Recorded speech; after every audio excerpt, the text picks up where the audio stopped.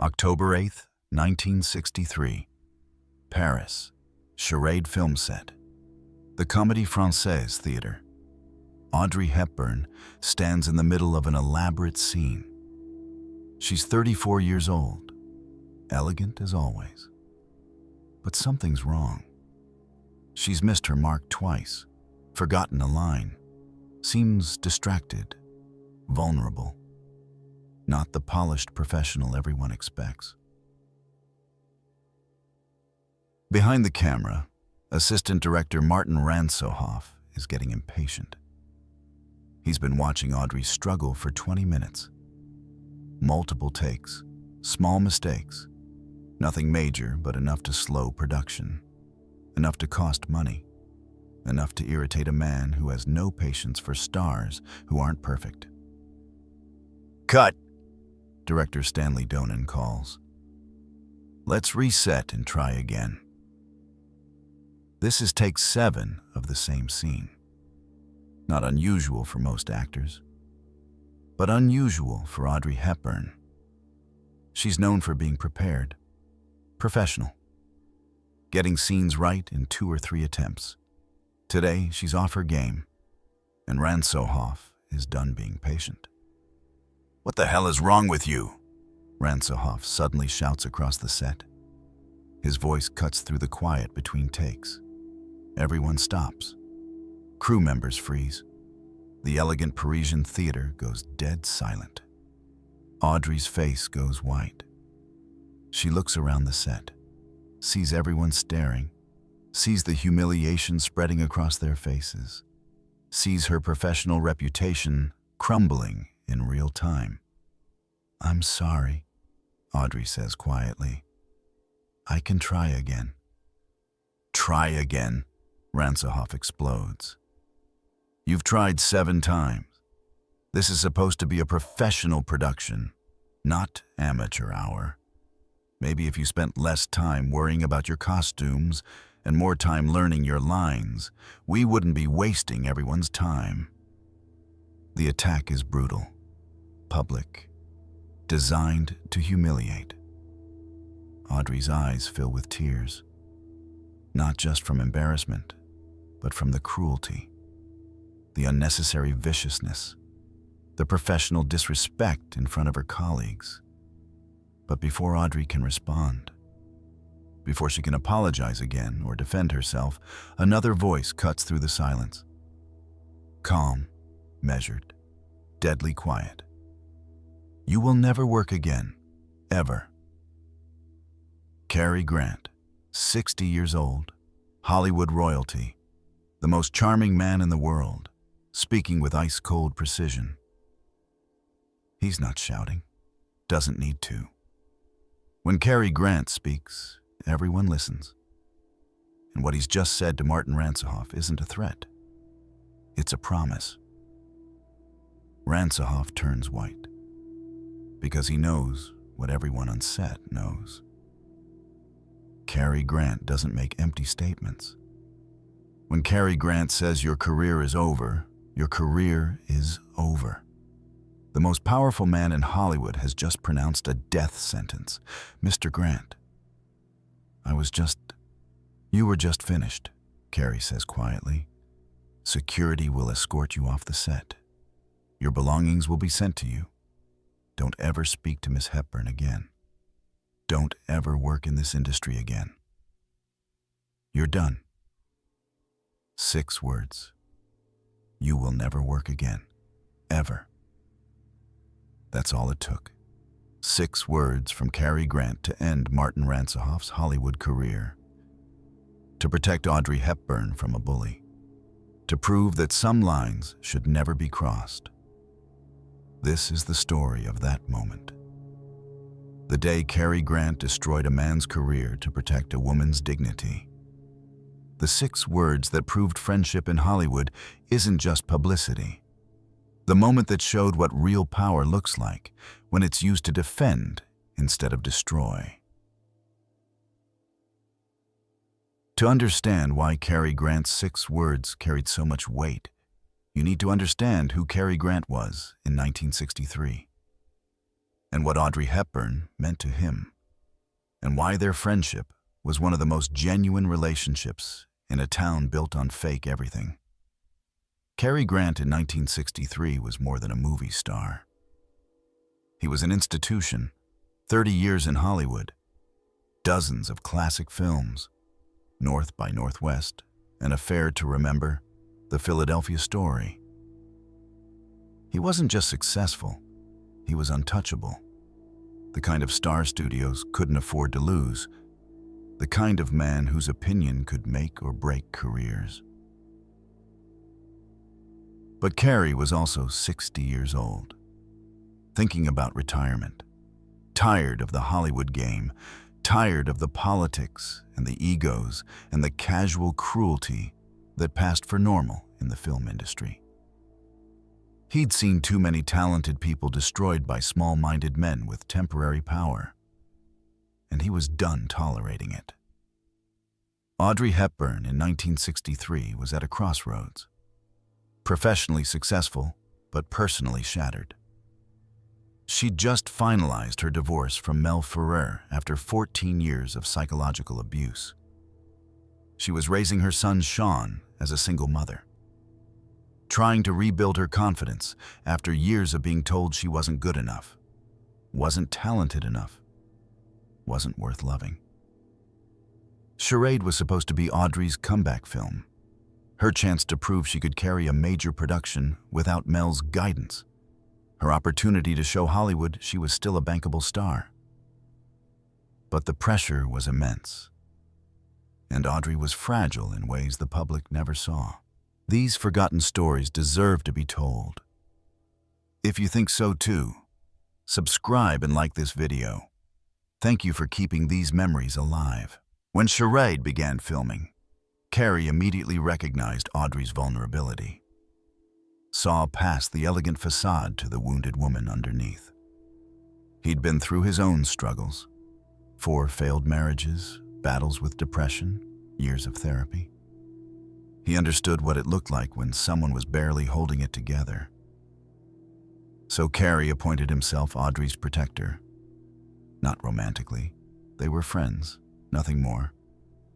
But professionally, emotionally, he made sure she was comfortable on set, made sure she had everything she needed, made sure no one took advantage of her kindness or mistook her gentleness for weakness.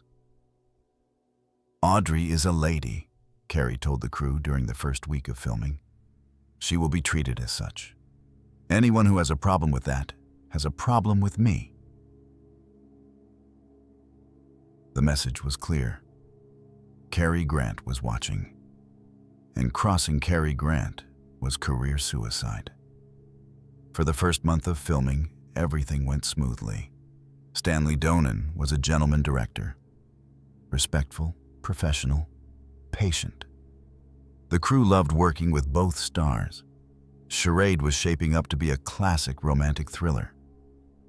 But film productions are stressful. Schedules are tight. Budgets are watched carefully.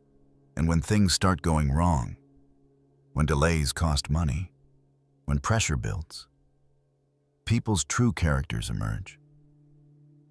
That's when the bullies reveal themselves. That's when men like Martin Ransohoff show who they really are. Martin Ransohoff was Stanley Donen's assistant director, hired for his efficiency, his ability to keep productions on schedule, his reputation for getting things done. What wasn't widely known was his method. Ransohoff motivated through fear, controlled through intimidation, got compliance through public humiliation.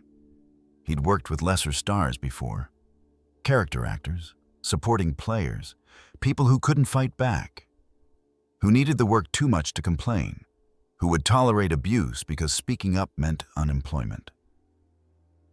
But he'd never worked with major stars, had never encountered actors with real power, had never faced the consequences of his bullying tactics when applied to people who mattered, people who had protectors, people who had friends like Cary Grant.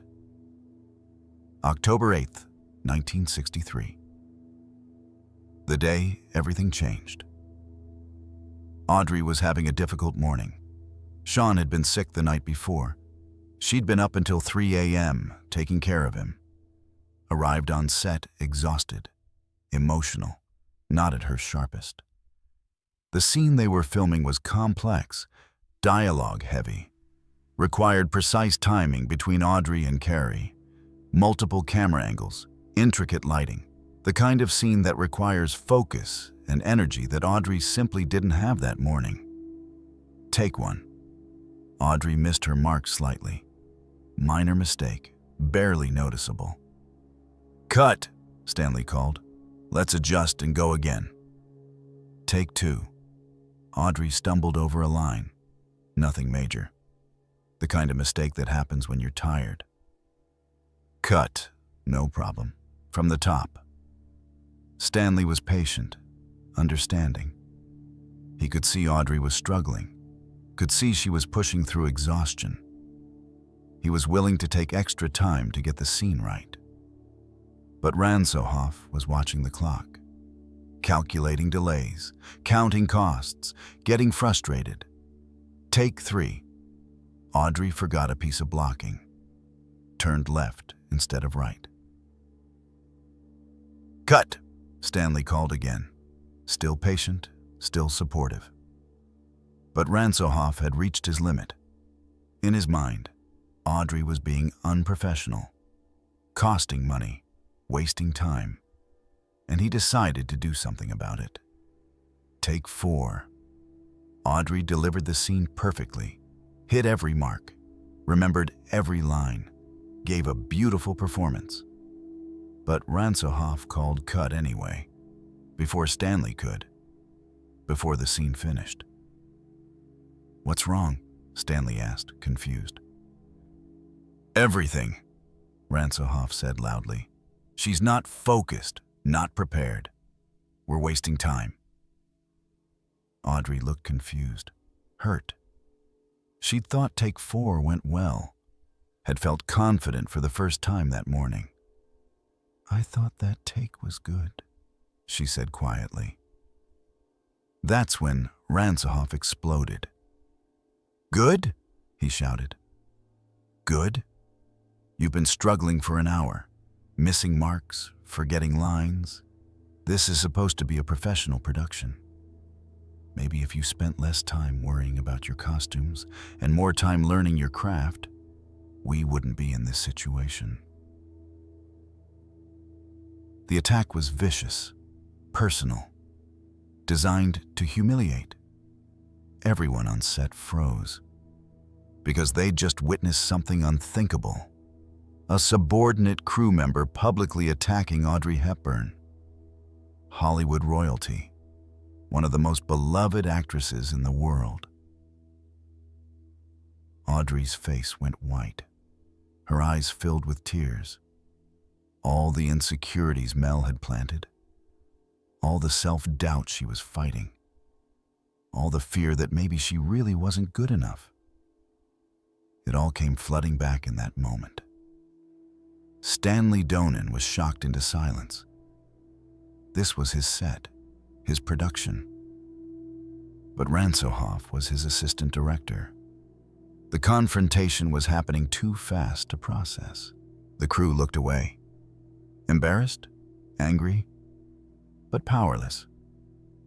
You don't interfere when management is disciplining a star, even when that discipline is cruel and wrong. But someone else was watching. Someone who wasn't powerless. Someone who'd seen enough bullies in his 60 years to recognize one immediately. Someone who'd appointed himself Audrey's protector and meant every word of that promise. Cary Grant had been in his dressing room, reviewing scenes for the afternoon, heard the shouting, came to investigate, arrived just as Ransohoff was destroying Audrey's confidence in front of 50 people. Cary assessed the situation instantly, saw Audrey's tears, saw Ransohoff's aggressive posture, saw the crew's uncomfortable silence, understood exactly what was happening. A bully was attacking someone Cary cared about, someone who couldn't defend herself, someone who deserved protection. Cary Grant had been the most powerful man in Hollywood for 30 years, had worked with every major studio, had personal relationships with every important executive, could make or break careers with a phone call, had never used that power carelessly, but had always used it when necessary. This was necessary. Cary walked onto the set. Didn't hurry, didn't shout, just approached with the quiet confidence of a man who'd never needed to raise his voice to be heard. The confidence of someone who owned every room he entered. "Is there a problem here?" Cary asked calmly. Ransohoff turned, saw Cary Grant, realized he was in trouble, but was too arrogant, too invested in his display of authority to back down gracefully. "Just trying to maintain professional standards," Ransohoff said. "Some people seem to think being a star means not having to be prepared." Wrong answer. Cary's expression didn't change. But everyone who knew him recognized the danger signs. The slight tightening around his eyes. The perfect stillness. The calm before the storm. "Miss Hepburn," Cary said gently, "would you excuse us for a moment?" Audrey nodded. Grateful for the interruption, grateful for Cary's protection. She walked away, still fighting tears. Cary waited until she was out of earshot, then turned his full attention to Martin Ransohoff.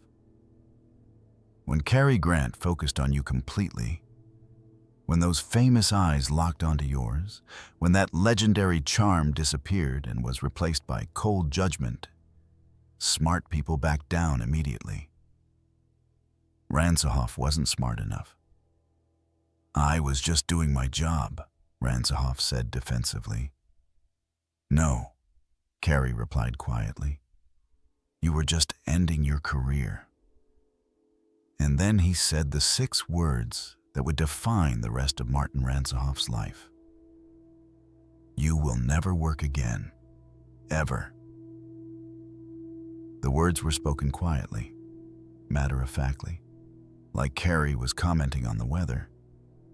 But everyone on set understood their significance.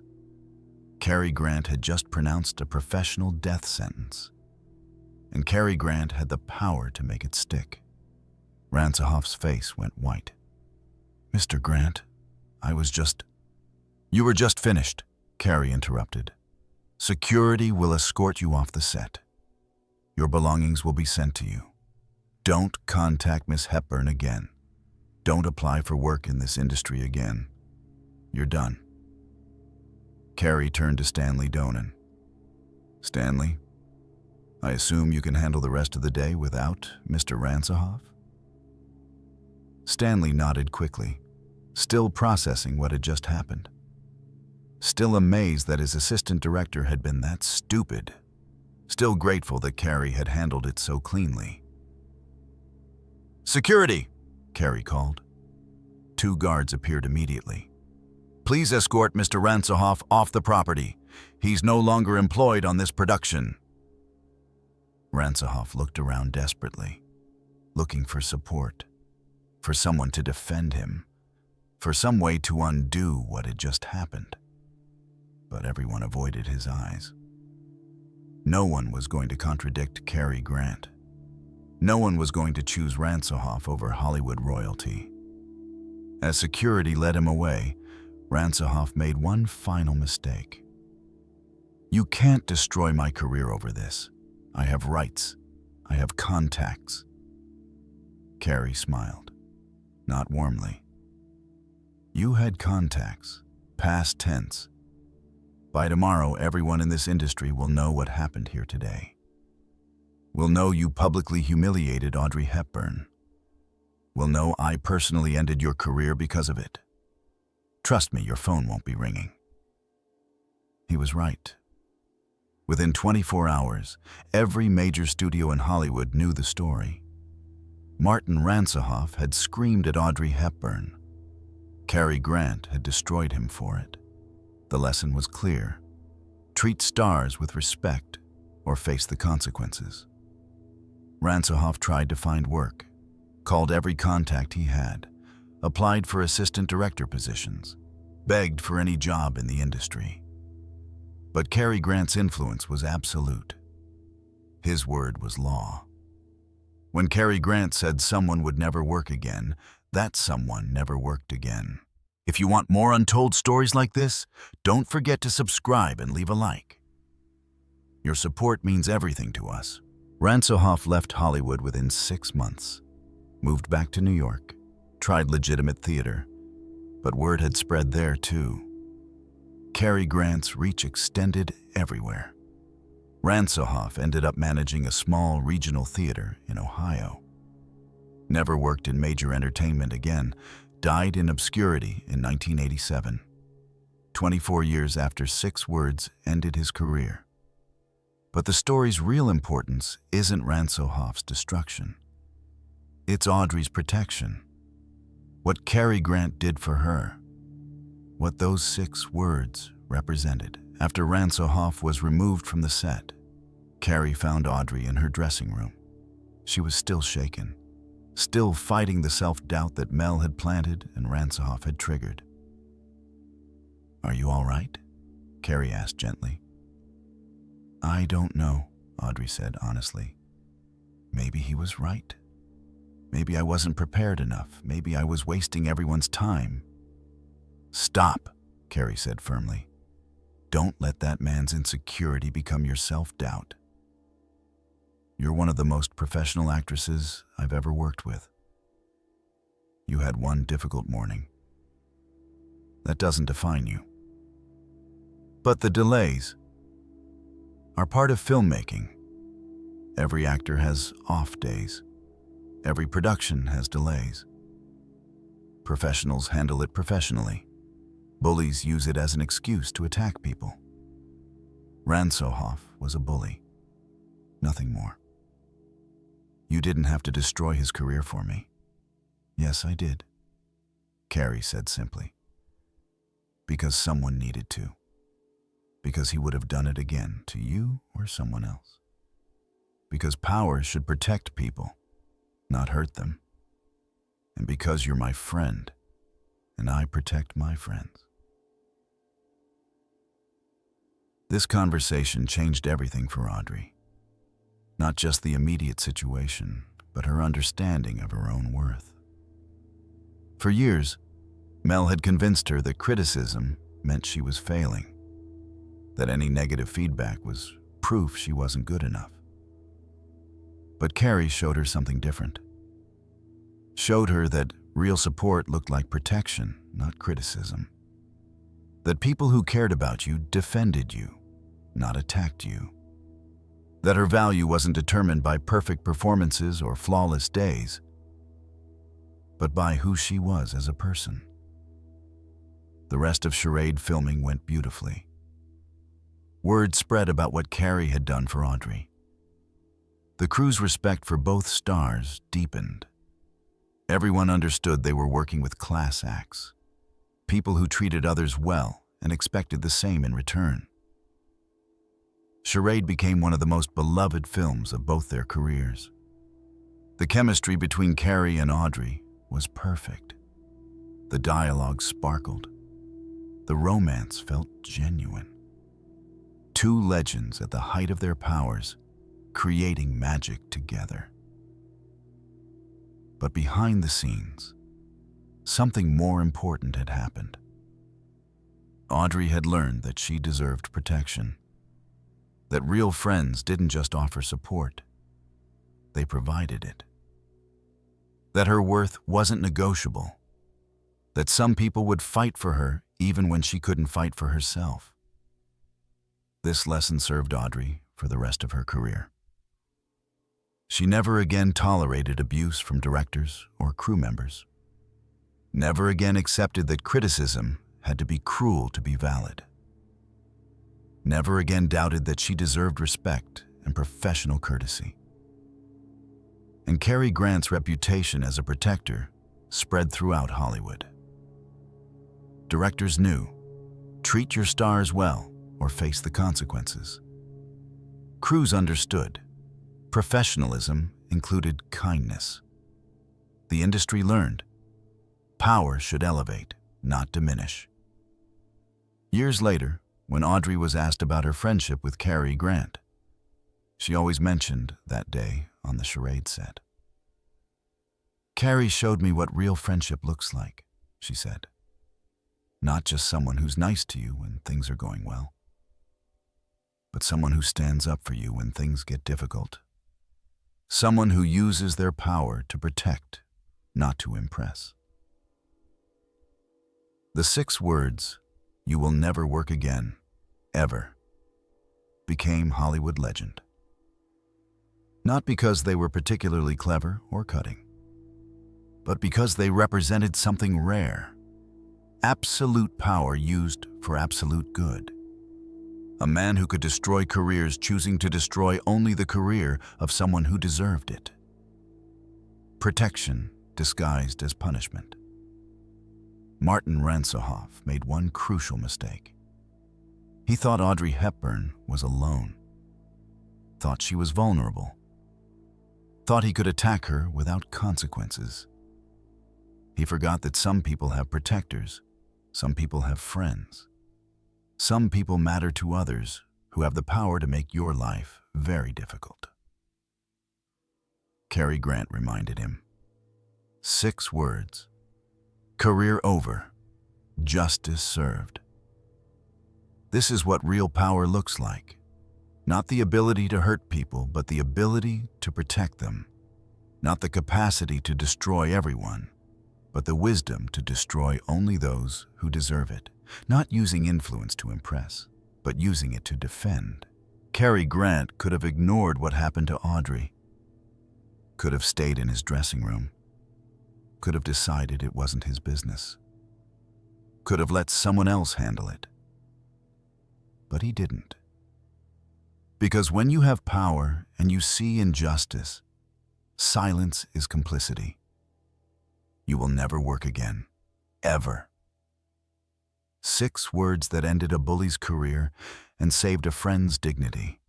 6 words that proved friendship in Hollywood could be real. 6 words that showed what happened when the right person said the right thing at exactly the right moment. The day Cary Grant's 6 words changed everything. Not just for Martin Ransohoff, not just for Audrey Hepburn, but for everyone who heard the story. Everyone who learned that sometimes, just sometimes, the good guys win. Sometimes the bullies face consequences.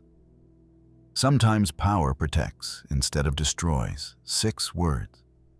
1 moment, 1 man's courage to speak truth to cruelty. 1 woman's rescue from humiliation.